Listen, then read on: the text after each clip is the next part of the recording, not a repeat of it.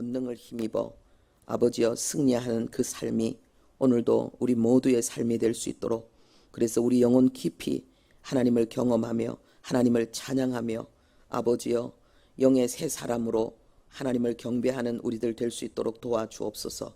예수님의 이름으로 기도합니다. 아멘.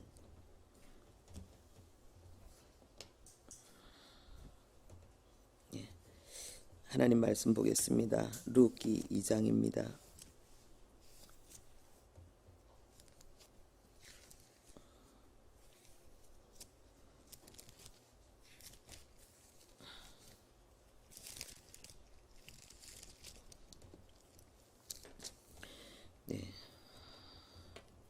룻기 2장 1절부터 8절부터 13절까지 말씀입니다. 룻기 2장 8절부터 13절까지 말씀.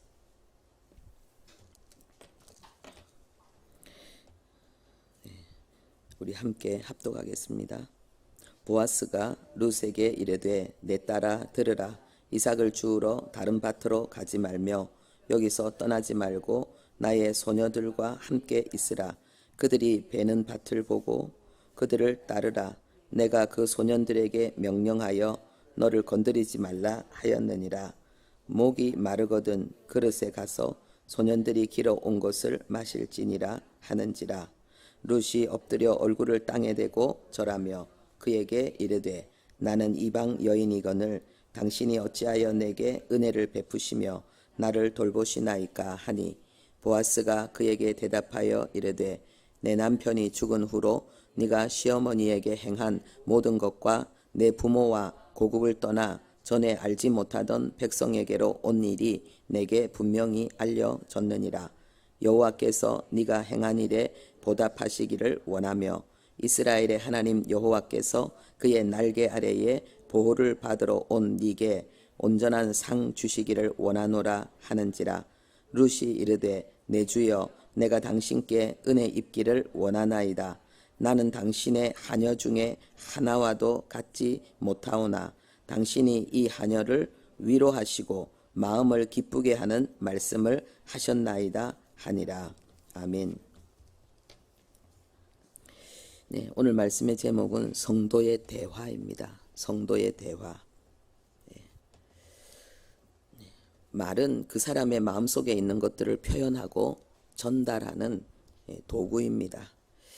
그렇기 때문에 우리는 우리의 말을 통해서 우리 안에 있는 신앙의 그런 진실한 내용들, 그리고 목표와 열정들, 이런 것들을 나타내게 됩니다. 내 마음이 어떠한지, 지금 내가 영적 상태가 어떠한지 그것을 우리 자신이 잘 모를 때가 있습니다. 우리가 육신에 대해서는 우리의 몸에 대해서 얼굴 생김, 그리고 지금 내가 무엇을 좋아하는지, 무엇을 원하는지, 내 몸에 어떤 게 더 잘 어울리는지, 우리는 내 자신의 육신에 대해서는 아주 잘 알지만은 내 자신이지만은 내 영혼에 대해서는 잘 모를 때가 있습니다. 우리가 어제 말씀처럼 미련한 자의 특징이 뭐냐? 굉장히 똑똑한데 자기는 누구보다도 똑똑하다고 하는데 자기 자신을 잘 몰라요. 그래서 사단에게 잡히면은 어둠이고 무지인데 나 자신에 대한 무지예요. 세상에 대해서도 그렇지만은 하나님에 대해서도 그렇지만은 가장 결정적인 것은 나를 모른다는 거예요. 그런데 성령 충만하면은 그것과 반대입니다. 하나님의 빛이고 진리의 지식이 우리 안에 역사하기 때문에 우리 자신을 잘 알 수가 있습니다. 그런데 우리가 항상 성령 충만하지 않기 때문에 우리 자신을 잘 모를 때에 우리 입에서 나오는 말, 그 내용을 통해서 내 영적인 상태를 점검해 볼 수가 있습니다. 오늘 룻과 보아스의 내용이, 그 대화의 내용이 아주 모범적인 그런 성도의 대화의 내용입니다. 보아스가 룻에게 말합니다. 내 딸아, 이렇게 말합니다. 우리가 듣기만 해도 굉장히 다정한 말입니다. 그리고 11절에는 네가 시어머니에게 행한 그 일, 그리고 네가 알지 못한 백성에게 온 이 모든 일을 내가 다 알고 있다라고 말합니다. 그러면서 그렇게 믿음의 아름다운 선택을 하고 헌신을 하고 있는 너에게 하나님이 보호하시고 상 주기를 원한다라고 12절에 말하고 있습니다. 이 보아스의 말을 통해서 우리는 보아스의 그 신앙을 알 수가 있는데, 이 보아스는 룻이 이방 여인이라거나 결혼한 후에 남편을 잃고 홀로 되어서 이렇게 아주 가난한 처지 속에서 아주 힘들게 지내고 있다는 이런 사실, 그것이 사실이지만은 그것을 말하지 않고 있습니다. 오직 보아스가 룻에게 하는 말은 첫 번째로 하나님을 향한 룻의 믿음을 인정하고 이제 룻이 하나님의 공동체의 일원이라는 사실을 선포하고 축복합니다. 내 딸아, 이게 바로 그걸 이야기하고 있는 거예요. 너는 나와 같은 하나님의 백성이다. 그리고 하나님의 공동체, 하나님의 돌보심 가운데 네가 있다라고 말하고 있는 것입니다. 그리고 두 번째로는 룻이 고난 가운데서 행한 그 믿음의 선한 일들을 칭찬합니다. 그리고 그 소문을 들어 알고 있다고 말함으로 인해서 하나님의 공동체가 그 사실을 알고 있고 그 사실을 귀하게 여기고 있다는 사실을 지금 룻에게 이야기하고 있습니다. 그래서 룻이 자존감을 가지고 자기 자신에 대해서, 자기 삶에 대해서, 자신이 선택한 그 믿음의 여정에 대해서 기뻐할 수 있도록 지금 축복하고 있습니다. 그리고 세 번째로 이 보아스는 이 룻이 지금 당하고 있는 어려운 처지를 이야기하고 있습니다. 네가 믿음으로 지금 아주 고귀한 길을 선택하고 가고 있지만은 지금 현재 네 상황이 상당히 어렵고 곤란하다는 것을 알고 있다는 것을 전제한 가운데 무엇을 이야기하느냐? 하나님이 너를 돌보시고 하나님이 너에게 상을 주시기를 원한다라고 믿음의 선포를 하면서 소망을 이야기합니다. 할렐루야. 예. 이것은 단순한 바람이 아니에요. 하나님, 이 지금 룻이 볼 때 이 보아스는 굉장한 믿음의 사람입니다. 이 사람이 원한다는 것은 하나님이 원하는 것처럼 룻은 느껴지는 것입니다. 그래서 보아스는 그 축복의 메시지를 통해서 룻을 위로하고 룻에게 소망을 선포하는 것입니다. 우리 사람 속에, 우리 자신 속에 있는 죄의 습성이 있습니다. 우리의 죄의 습성은 이 육신적인, 이 사단에 의해서 길들여진 우리 안에 있는 습관, 우리가 습관이라고 할 때는 이 말의 습관, 행동의 습관만 이야기하는 것이 아닙니다. 이거보다 더 중요한 습관이 있는데 생각하는 게 습관이에요. 느끼는 것도 습관이에요.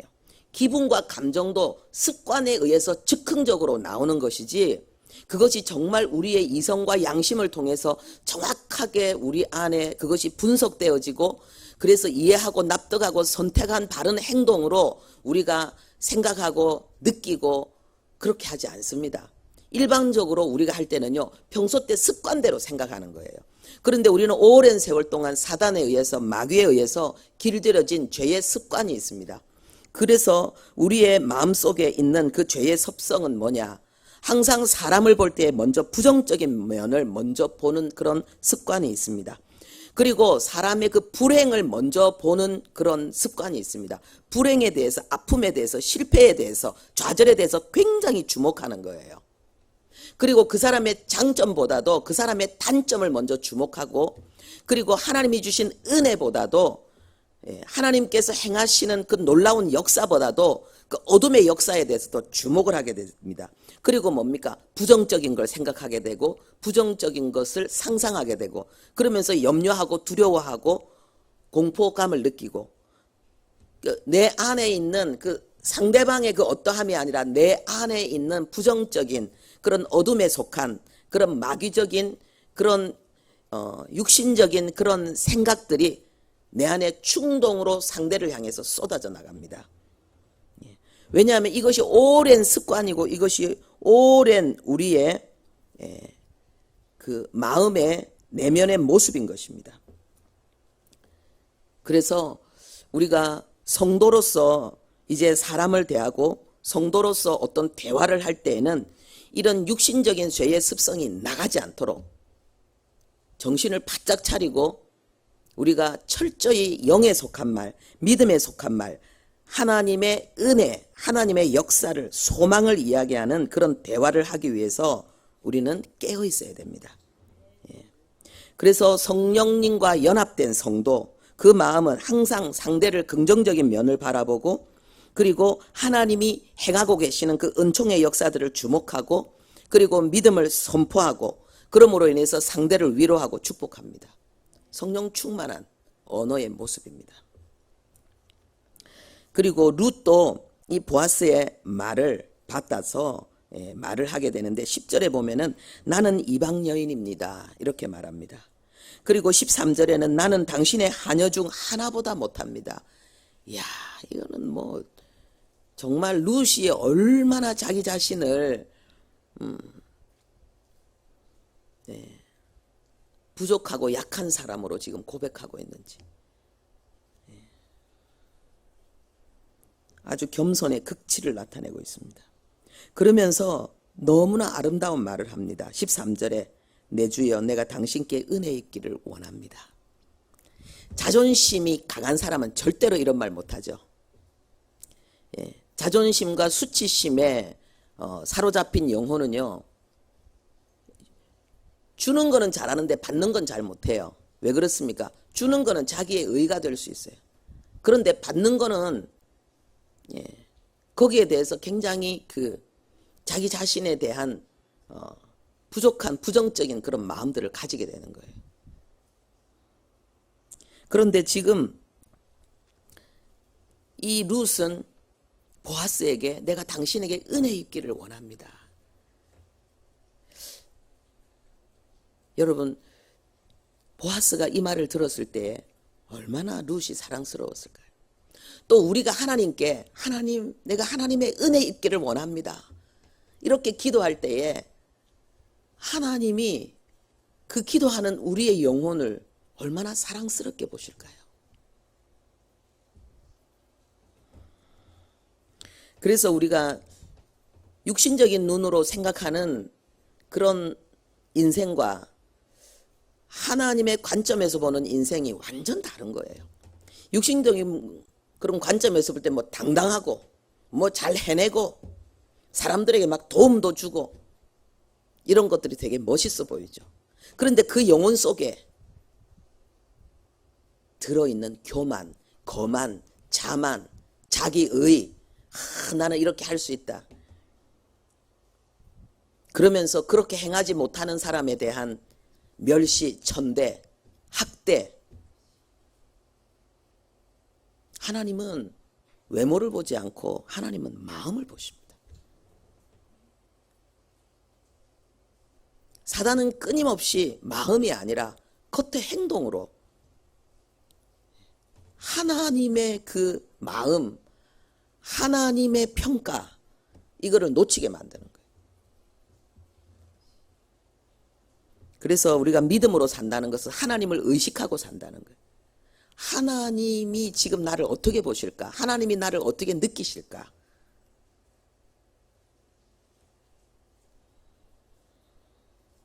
그것을 생각하면서 사는 거죠. 그리고 13절에 보면은 당신의 말씀으로 인해서 내가 위로받고 기쁨을 얻었습니다라고, 당신의 그 은혜가 나를 행복하게 만들었다. 나를 변화시켰다. 이렇게 지금 룻이 고백하고 있습니다. 룻은 보아스에게 말하기 전에 얼굴을 땅에 대고 절하는 최고의 예로 보아스뿐만 아니라 하나님의 사람에 대한 존경심을 드러내고 있습니다. 그리고 이 룻은 보아스에게 자기가 이방 여인이라고 말했습니다. 이것은 무엇을 이야기하고 있습니까? 자신의 문제와 결점을 솔직히 드러내는 이 용기가 어디에서 나옵니까? 하나님에 대한 믿음에서 나옵니다. 내 인생의 성공과 내 인생의 행복과 기쁨은 하나님으로 인해서 결정되어지는 것이다. 그래서 지금 내게 있는 어떤 약점이 문제가 안 된다. 바로 이것을 드러내고 있는 것입니다. 보아스, 당신의 도움이 필요하다는 겸손, 그리고 보아스가 한 말로 인해서 내가 위로와 기쁨을 얻었다는 보아스의 선행을 칭송하는 그 보아스를 향한 이 아름다운 룻의 말. 그래서 이 룻이 얼마나 아름다운 내면에 그 하나님을 향한 참된 신앙을 가지고 있는지를 지금 성경이 기록하고 우리에게 알려주고 있습니다. 에베소서 5장 1절에서 4절 우리 함께 보겠습니다. 에베소서 5장 1절에서 4절입니다. 신약성경 314페이지 합독하겠습니다. 그러므로 사랑을 받는 자녀같이 너희는 하나님을 본받는 자가 되고 그리스도께서 너희를 사랑하신 것 같이 너희도 사랑 가운데서 행하라. 그는 우리를 위하여 자신을 버리사 향기로운 제물과 희생 제물로 하나님께 드리셨느니라. 음행과 온갖 더러운 것과 탐욕은 너희 중에서 그 이름조차도 부르지 말라. 이는 성도에게 마땅한 바니라. 누추함과 어리석은 말이나 희롱의 말이 마땅치 아니하니 오히려 감사하는 말을 하라. 아멘. 예. 하나님의 자녀는 하나님을 본받아야 돼요. 그리스도께서 우리를 사랑하신 것처럼 우리가 서로 사랑 가운데 행하는 것이 하나님을 본받는, 하나님을 닮아가는 성도의 삶입니다. 그런데 그 사랑은 뭐냐? 음행과 더러운 것과 탐욕을 부리지 않는 것일 뿐만 아니라 누추한 말, 어리석은 말, 희롱의 말을 하지 않고 감사의 말을 하는 것입니다. 우리는 음행을 행하는 것은 굉장히 큰 죄로 여기는데 아주 누추하고 어리석고 상대방을 아주 부끄럽고 저질스러운 농담으로 괴롭히는 이런 말은 심각하게 생각하지 않습니다. 근데 성경은 이것을 음란과 똑같이 그리스도인으로서는 합당하지 않는 행동이라고 우리에게 가르치고 있습니다.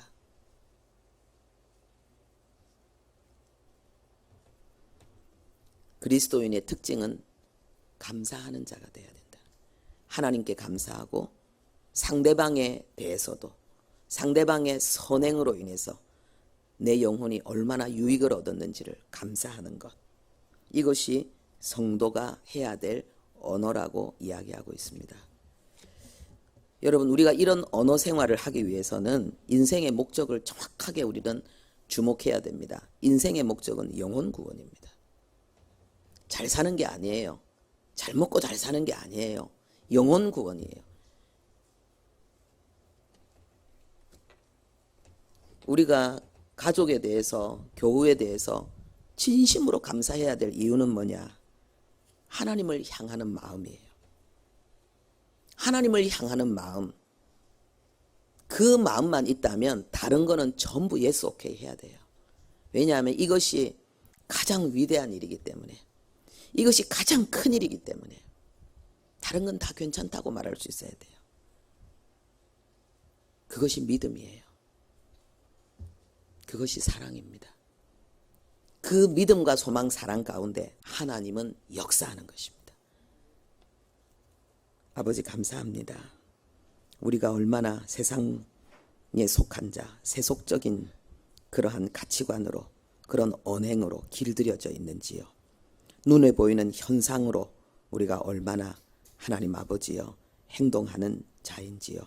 깨어있게 하시고 철저하게 믿음으로 행하는 자, 영으로 행하는 자, 하나님을 의식하면서 천성을 향해서 하나님이 주신 이 믿음에 대해서 감사 감격하며, 그리고 동일하게 하나님을 향하는 자, 믿음 안에 있는 자들을 소중히 여기며 아버지여 하나님을 닮아가는 우리들 되게 도와주옵소서. 예수님의 이름으로 기도합니다. 아멘.